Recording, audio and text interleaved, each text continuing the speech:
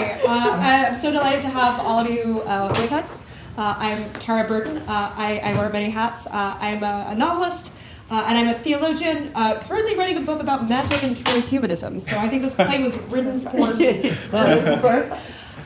So I'm going to invite the other panelists to introduce themselves, and then I would love to get started talking about this play in particular and some of the wider, and I'm a theologian, so theological questions that it raises. Yeah. Alice, do you want to start? Sure. Hi, I'm Alice. General friend of interns life, I guess. I've been doing machine learning and AI work for a very long time, and did in lots of different ways, so building algorithms and tech at this point. So I think that's why I'm here.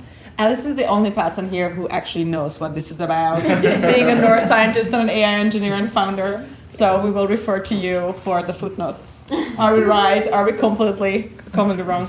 I have no idea. I'm a philosopher. I'm the founder and CEO of Intellect, and we had the privilege of co-producing the play tonight. I worked as a screenwriter and a playwright for 12 years in my life, and there was a distinct moment in 2016 when I felt so determined to do something in society and with politics that I left my kind of fiction writing self behind. It was a sacrifice, but I felt that being a linguist and a dialogue researcher, and a political immigrant from an now illiberal country, that I had to do something with that. I thought that's for little political immigrants, fiction is like temporarily out of the question. You have to build companies. And I did, so I'm a startup founder. I wrote the play, which you guys saw. So I also write other plays and novels, essays. So my first question for you, Matt, is it's actually something that I picked up on earlier in Act One, and then you have characters kind of draw attention to it, which is you call it synthetic. From an outsider, I would also say polyphonic nature of this play. Mm-hmm. And this is a play where so many kind of disparate perspectives on what is broadly considered a sort of not perhaps unsolvable, but all but unsolvable question of human nature. What does technology mean vis-a-vis what it is to be human? And I'm curious how you think about that kind of polyphonic quality when you construct your characters. To what extent, how do you balance being simultaneously, you can say, a playwright of ideas, or giving each of these perspectives room while grounding them in people with relationships and perspectives? And how does that shape how you approach these characters? Pretty literally, we play Schubert's Quintet to C before the play, which is a very famous 5-piece chamber piece, and there are 5 characters in each scene. One of my favorite books is Music in the Castle of Heaven by John Eliot Gardner, who's a orchestra conductor, and about Bach. And basically, the 5 or 6 part, the mind can maybe program compose a 5 or 6 part fugue before it breaks down. Beethoven couldn't really compose more than a 3-part fugue.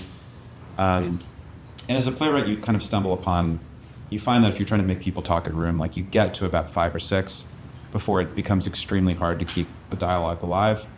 There are 7 digits in a phone number. Mm-hmm. I'm not a mathematician or a neuroscientist, but in the arts, there are only a certain number of voices that you can keep alive. Mm-hmm. I could ask ChatGPT what's the max number of characters in the Platonic dialogue across the dialogues. It seems like maybe there are 5, but in any given Platonic dialogue, you'd be there are 3 or 4 dominant philosophical themes. So it did feel like this particular play hit a mathematical limit in each scene. I think it was really hard to write. I think I wrote 35 drafts of the play. The actors know that they got a lot of drafts, and the actors can attest to the fact that some of the drafts would be pretty radically different in terms of the arrangement of the ideas, and a lot of the drafting process was arranging the flow of ideas. So each scene begins in media res, but some of the beginnings of each scene were the middle or end of the original drafts. I moved them forward as I got bored of exposition, and I just eventually front-loaded the play so that it ended up beginning where it was heading in previous drafts. So, and I love classical music, so I really actually do think of ideas in terms of composition. And I do think of playwriting as closer to scoring than, we were just talking about this off camera, I think of it closer to scoring than also writing fiction, writing essays. It feels really categorically different than other modes of writing because it does, and I was a composer when I was a teenager, so yeah, I feel that you try to you're always trying to reach the limit of what you can do, but I think of this play as a Platonic dialogue essentially, and I felt myself hitting my own cognitive limits, and yeah. It's interesting because in Silicon Valley, you actually, these days, you have this small group theory. And if you follow some of these Silicon Valley boys on Twitter, that's all they're on about. How 4 or 5 people, that's kind of the ideal size for anything to really get done. Because you add more voices and it becomes a committee. But if it's fewer voices, then you don't have enough viewpoints. It does seem like there's a number that's baked in somewhere in the universe, but... And I'm sort of a minor follower. 1, 2, 3, 4. That's true. I'm the moderator. But before I kind of ask a bigger question to all of you, my follow-up then is, how much do you think of the piece as a kind of a unity of parts versus these sort of disparate viewpoints? You use the term synthesis a few times in your play. Do you kind of hope that we, as audience members, come away with let's say, irresolution as a result of the multiplicity of voices, or a sort of non-programmatic sense of resolution, that the presence of all of these voices on stage provides us with some kind of unity? Or do you see it more as kaleidoscopic, or is that something you want the audience to kind of make their own call out? How do you see it? I would be curious, what the real world version of this is. In other words, how undecidable is this in the industry? I think the play is programmatically undecidable in the sense that there are more arguments. I picked the things that I think were the most dramatic and interesting, and when I teach a playwriting workshop, and every time I teach the course, it's the hardest thing to convey about playwriting is you have to take what would be a 9-hour discussion and you get 30 minutes. So if it's a breakup scene, if it's a family drama. Family dramas, when I write a family drama, I take 20 years of my family and turn it into one night. In this case, I took 10 years of this industry and turn it into a Bobit session. You really have to condense a lot, and you have to put artificial limits up. But to me, the reciprocal question I'd ask is in the industry, how much are these, how long running are these debates? How much are they evolving? Are there dominant voices in the industry? In other words, if there are 25 arguments, what is the industry rallying around or crystallizing around? There's one point in the play where Seth says, there are only a few actual realistic doomer scenarios. Seth says, yes, of course, there's an infinite range of questions, but what are the ones that really matter? I guess as a playwright who doesn't actually know that much about what people talk about, what are the dominant? My question would be what are the dominant debates in 2025? This play's set in 2023. But it's so interesting, in fiction, in playwriting especially, there's this one I got wisdom, you have to open a scene the last minute when the audience can still get involved. Yes, right? I think that's a great way of looking at it. It's what is the last moment when you can still make sense of it? But technology is exactly the opposite. What is the earliest moment you can get involved? When nobody yet even sees that there is a discrete field, that thing has split off from other things. I have a lot of thoughts on the archetypes that you put on stage, but I would also hear from Alice a little bit. Yeah, I think in terms of what the actual debate is and what the options are, it felt like in the play you left it open. You left the conversation open. You left there was no decision or resolution that they all came to, and you weren't we solved it. They all took different viewpoints. I think you really accurately captured some of the archetypes in the space. We were laughing. I think all the industry people in the room were oh, yeah, of course, Yukovsky. That's so. I think in terms of the doomer scenario and this really hysterical moment that happened a couple years ago where people started signing letters and they were oh my God, this is coming. I think this technology has been evolving for a really long time. There's always been a hope that it gets to a point where we get something that's really amazing, and then we get this AGI or super intelligence. Like, that is not a new thing that he made up. But like the idea that we're any closer, any farther now, this many years after this hysteria, like, we aren't really much farther. And I think the doom scenarios were probably, like, in a very skeptical way, like, more financially driven than reality driven. I think the researchers are very concerned about the, like, technology staying on the rails and building it in a way because it's based on humans, to not just take the worst of humans and magnify those issues. But I think, like, dooms, like, I'm not a doomer. I don't get on board with the, like, hysterical. Yeah. Time to build. Yeah. I tend to be, like, not like a pure optimist about it at this point, but I think certainly not, like, we're 3 seconds away from building something that's going to destroy everybody. So yeah, I think you actually got several of the reasons right. That was good. And also very prescient. I mean, sorry, spoiler alert, internet. The kniving part that Elena does. First of all, like, we were asked before whether the knife outside was part of the props, and I was like, yeah. But it was really interesting how somebody would think that, and it's so controversial to stage a play like this, that there might be a knife. No.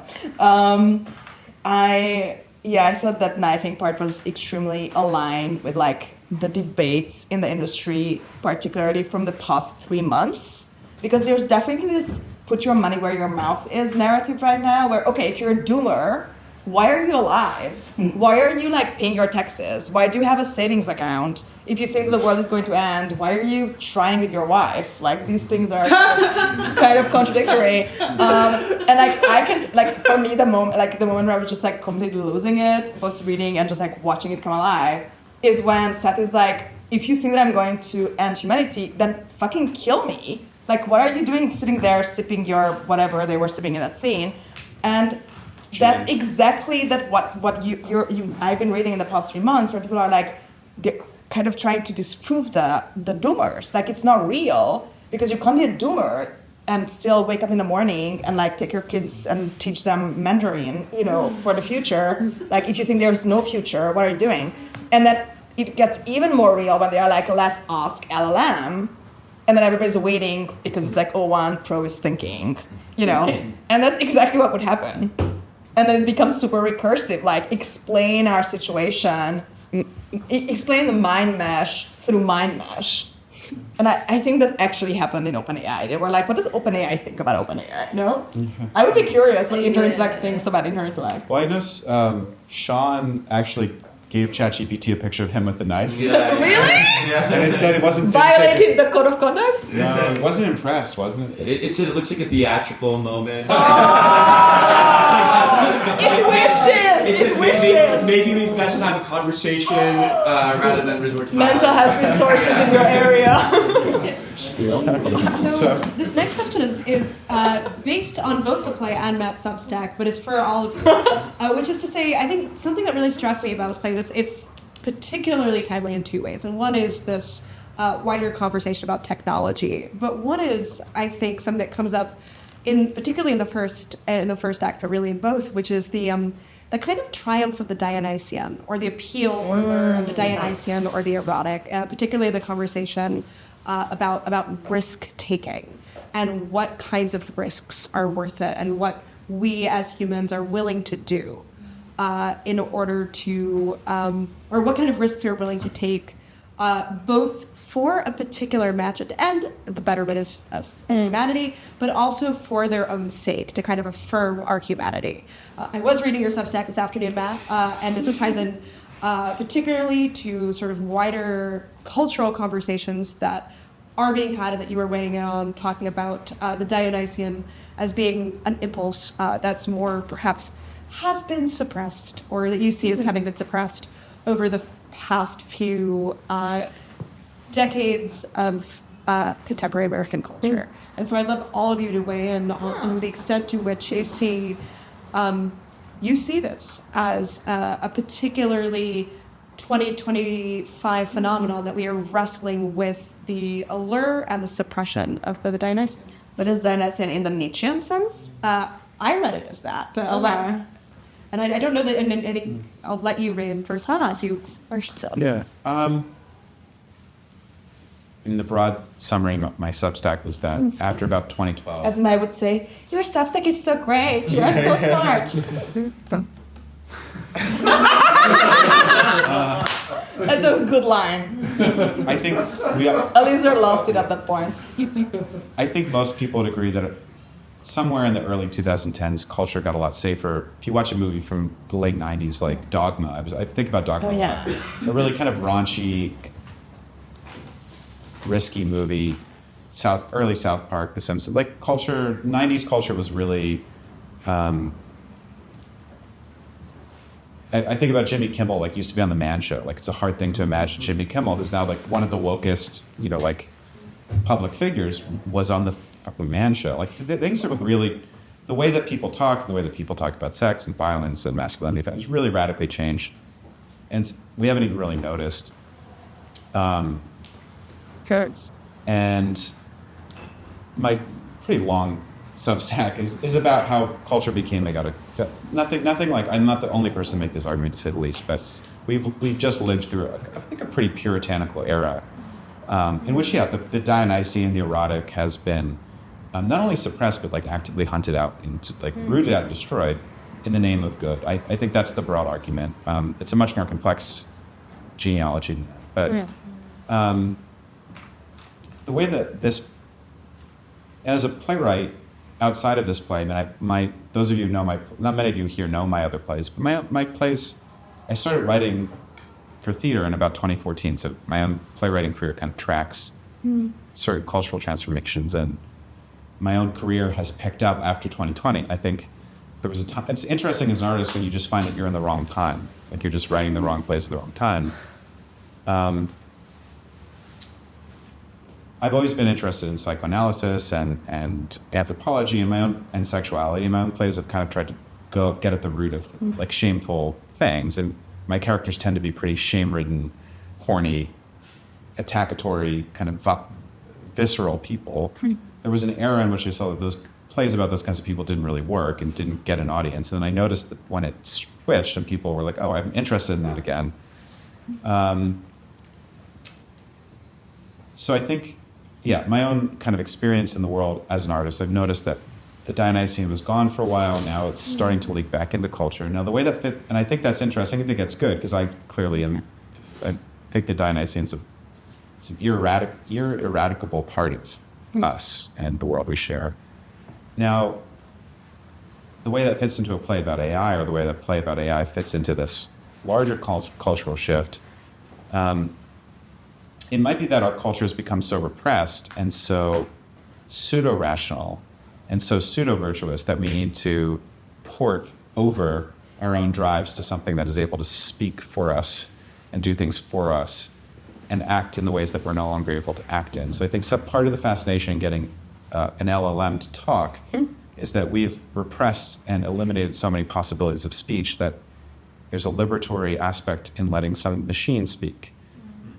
And so on a very deep level, I think that's what the play is tapping into. That's a very abstract thought, so I can't fully articulate it beyond that, but I think that's the best way I can answer that question. Thank you. Alice? Just on that, picking up on a little bit, there was a note in there that I think is very real about the technology actually not being for these really grandiose, it's going to say, the angel robot I love. It's not going to do that. Sorry.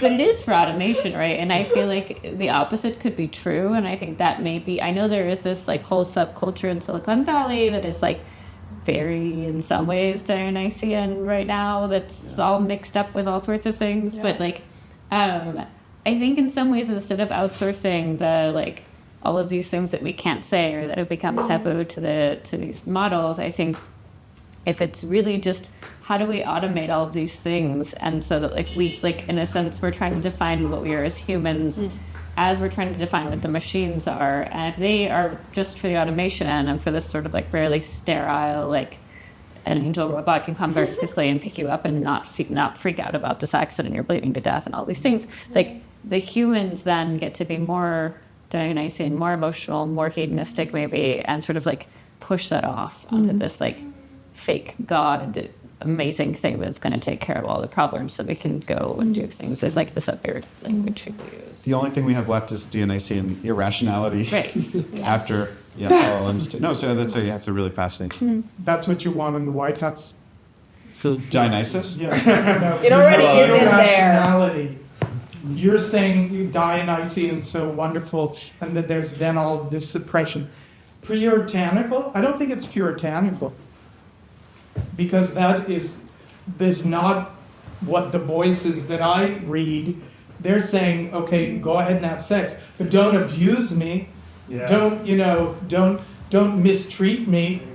Like, I think you're coming from a very particular point of view. And I think there are a lot of other people that would say that, there are many other factors other than a woke culture that have contributed to, the curtailing of pleasure. I think it's more like a 2x2 than for me the Sounds a little puritanical, but I completely agree. Like when you said mixed up, I also see Silicon Valley culture as extremely mixed up. Like you have puritanical, you have excess, you have drug use, you have the Burning Man culture, you have very innocent excess, and you have really not fucking innocent, like really calculated, manipulative, horrible, money-driven excess. I feel like for me the shift is more from a more feminized culture to back to a more masculine culture, from like Zuckerberg wearing the billing, whatever, however, going on Rogan, like if I don't get involved and I'm just watching the world unfold, it's always a seesaw, and in some sense democracies should be seesaws because true equilibrium is really rare. You have to okay, now you have too much, now you have too much, and we negotiate. And I think when I think about Apollonian and Dionysian in the kind of the Nietzschean dichotomy, for me, for instance, risk-taking is not obviously Dionysian. There is Dionysian risk-taking, which is like the jumping off the cliff and embracing the unknown and the abandon. And there is very Apollonian risk-taking, which is the calculating, I'm going to be effective altruism, like big money, big effect, very cold, calculated, algorithmic. And I would be more interested in seeing like what is a more feminized version of one and the other. But so I wonder too, though, and I think this speaks to your point, to the extent to which sort of this battle of a certain kind of aesthetics, that sort of quote unquote Apollonian Dionysian played out in certain kind of cultural war conversations, as you say, removed from sort of the lives of a lot of people who might be affected by this, is perhaps kind of symptomatic in both senses of a culture where a lot of people in this play, for example, are quite removed from what we might consider the real, regardless of where any of them fall on the political spectrum, which is something that's not part of this play. There is, I think, a sense that if you are someone whose engagement with what one might consider the real, it's the possibility of the death, the possibility of certain kind of existential risks, is mediated through a society where one has an incredible amount of leisure, leisure time, incredible amount of certain kinds of technological softening of life. I mean, something that really comes across in your play is the degree to which all these characters are debating these existential questions of life and death while ordering various, food to be delivered from the local taco truck and tea and so forth. And being so proud of the zero. And so I'm curious, and one of your characters does, was it cosplay or LARP? It was cosplay, the word you use. I know Ross Douth in his book on Decadence is referred to as LARPing as well, live action roleplay, for those of you who are not nerds.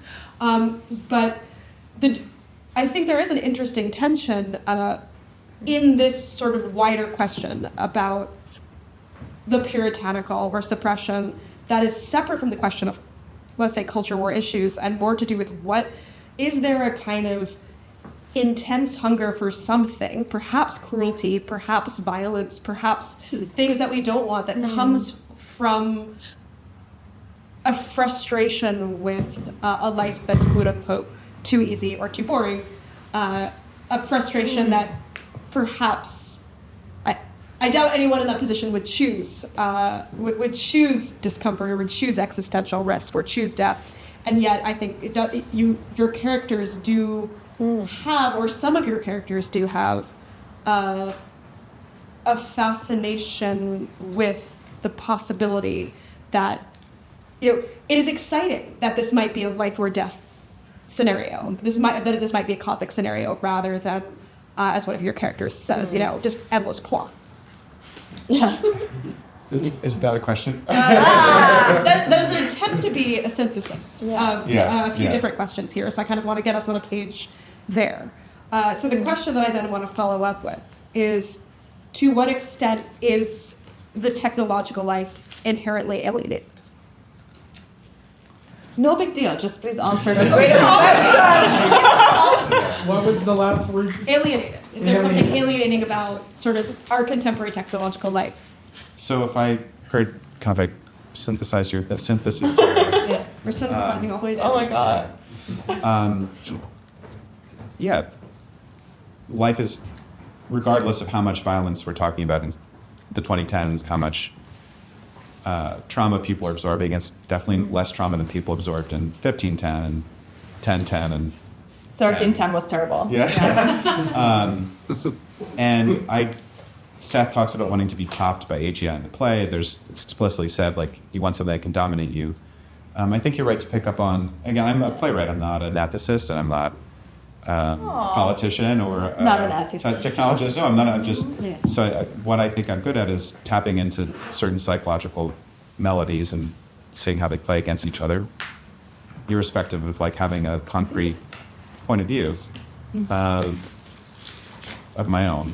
But I think it's true that one of my ideas of the play is that we've hit a certain kind of plateau, and that I think these characters are titillated by the idea of something that's dominant and powerful and godlike, and that longing for the epigram in the play, which is in the script, is where Heidegger, which is we're too late for the gods, but wait, I've had a couple of drinks before. What is it? We're too late for the gods, but too early for technology, I think is the Heidegger quote. Yeah. And so I think that's where the characters are suspended. They're suspended between atheism, rationalism, but also they're human, so they will long for something transcendent, which might be violent, and might be a little bit evil, and might do harm, but there's still, maybe my own sense is that, well, we need, like, the answer is, like, the Dionysian is not, like, is it going to have something bad? Of course there's violence to it. Like, Dionysian is, you let some violence and you let some unethical things into your life. You have these orgies and rituals that are bloody and scary. I'm not really saying these are good. I'm not saying anything about this. I'm just saying that I think that there's a human longing for this. And in the Greek tragedies, this longing gets people into all sorts of trouble. I'm not necessarily advocating that people go out and have Dionysian kind of orgies of sex and violence. They don't need your permission. Yeah, they don't need my permission, but certainly we have an inborn lust for that. We're tempted to, and I'm definitely saying that the characters in these plays have these temptations, even while they think they're being rational. And that might be the most doomer thing, is that if there's something that leads us to doomerism, if you believe it's possible, it's that there's this very human, very ancient desire for a dominant God, even if that God is violent and scary and unethical, that daddy is appealing. So Can I ask a? He has questions about dominating. Can I ask it like a historical the producer. perspective follow-up on that? yeah. Something that was very that I took greatly, definitely from the first act, and also from the second act. We've been down this road before. Edison electrocuted an elephant to prove that his version of electricity was safer than Tesla's. We've done this sort of thing where Ford said, we are going to give automobiles to the world. And then he made a utopia in South America that failed, and there's ruins of it.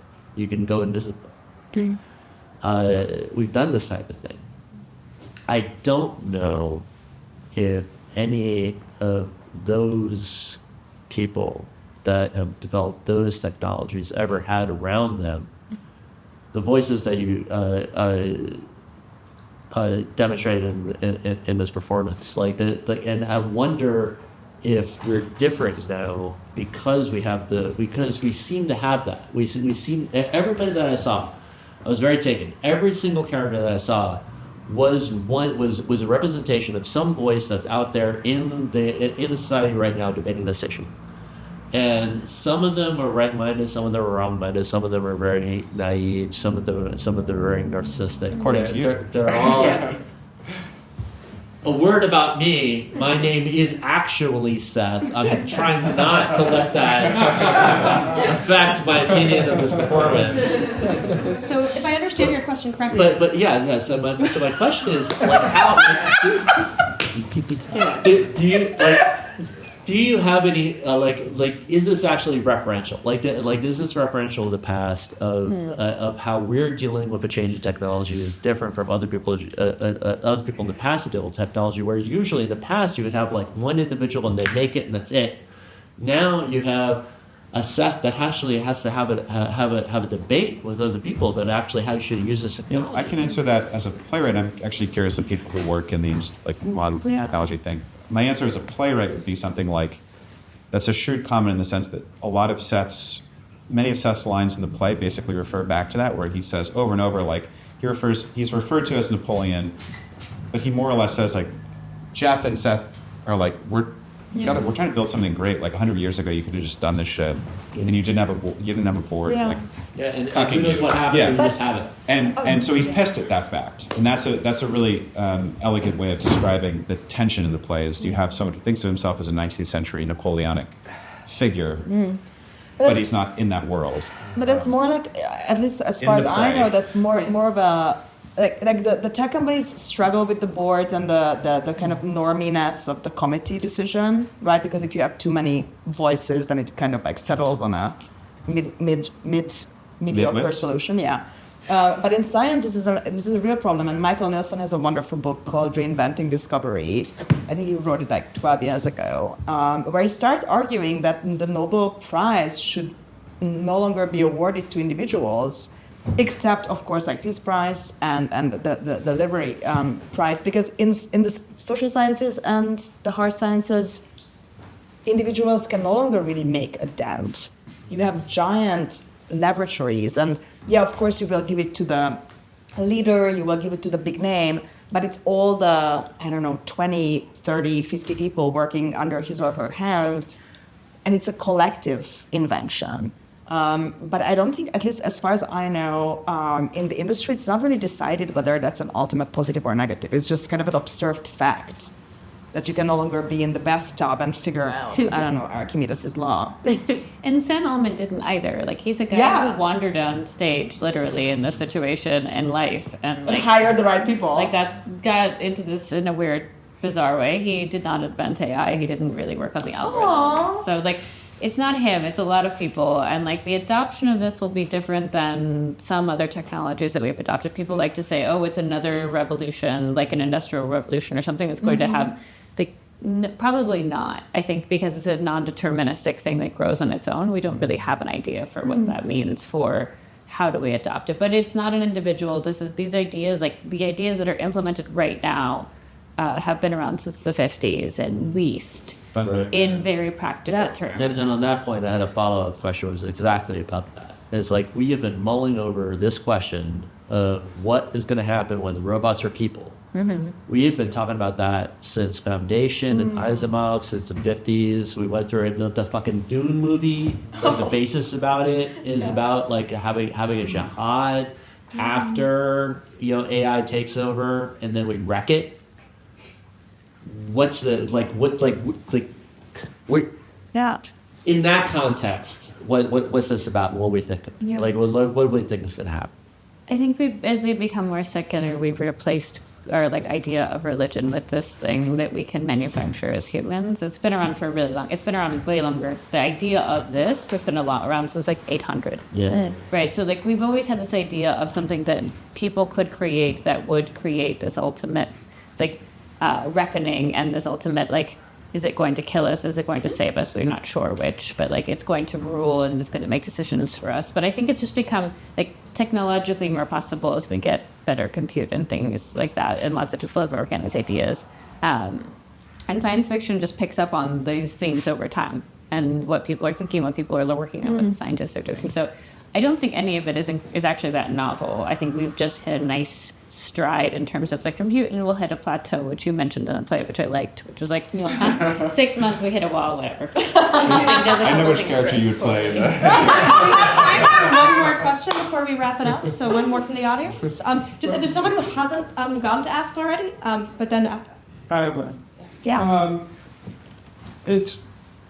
I'm gonna sort of go away from this, these ideas around about meaning and content, but you can not go into a more abstract theory.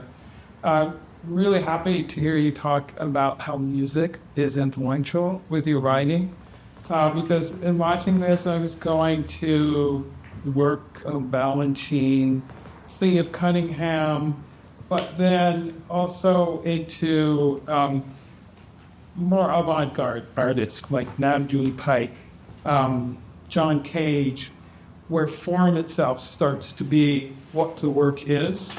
So like Balanchine and Cunningham, who are working in these complex structures, but they are being expressed by humans, by people on the human bodies. I'm curious to know if there is, and how much thought there is in distinguishing the text from the story and the text from the film. That's a great Because it is a play and it is performance, and as we know, plays exist on paper and they exist as ideas, and oftentimes as complex and series of ideological constructs.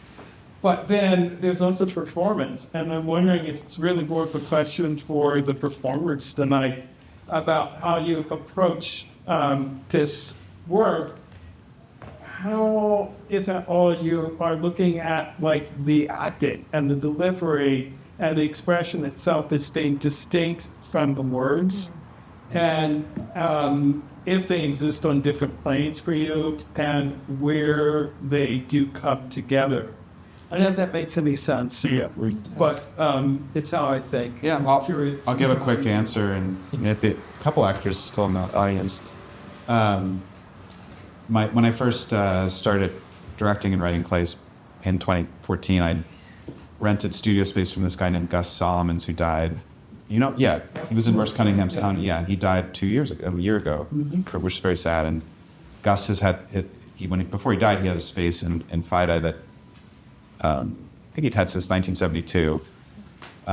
He was the first black dancer in Merce Cunningham's company, and he would have me over for whiskey after a lot of. It was like $15 an hour. It was very cheap, and he was a really nice guy. And he would just invite me over to have a whiskey after some rehearsals. And we were doing theater, but it was a ballet studio. But it was just a great deal, and it was in a great location, and it was interesting. And that was the first rehearsals I ever directed. It was the first time I'd gone from being just a playwright to also a director, and there was something about the aura of doing a play in a ballet studio that really was, in a non-specific way, changed the way that I directed, and immediately shifted the way that I directed away from this. You can maybe tell an over-intellectual, over-analytic way of writing into a way of directing that's pretty intuitive and almost a flight from the intellectual and the analytic. And I think having Gus as the patron saint of my early process, I couldn't just sit in that ballet studio and talk. We had to move, because I knew that over in the next room was this man who was one of the great dancers of the late 20th century, was paying attention, and so it had to be intuitive, it had to be physical, it had to be, and so I think that's always been in the back. That's just changed the way that I direct. I'm curious what the actors would say, but. Do you want me to talk a little bit? Yeah. I don't know. I guess as far as form goes, I think we're dealing with a really complex play. I think the debates in the play are really deeply philosophical. And I think the imperative of the actors is trying to make that accessible to the expression of emotion. And I think I mean, I don't know what the audience is here. I think if this play is being performed in front of a lay audience, people who aren't familiar necessarily with a lot of concepts that are being brought up in the play, I think the goal of the actor has to be to make it emotionally resonate with them. And I think that's challenging. I don't know, I wrote a little subject piece too. I was thinking about this, I was thinking about this as a classical play. Like when you're dealing with a classical play, you're dealing with language that's really old, and that presents a certain complication. I think here we're dealing with language that's really new. And I think that presents the same complication, just in the opposite direction. So I don't know, when I'm playing the part, my goal in terms of dealing with very complex language and complex dialogue is to try to figure out a way to make it emotionally resonate with an audience who might not be familiar with the faith, might not follow every single line of reasoning, but still walks away feeling that they understand where the characters are coming from. Absolutely successful. It can forgive me. Absolutely successful. Thank you all so much. I know I'm getting the back saying time's up. Thank you so much.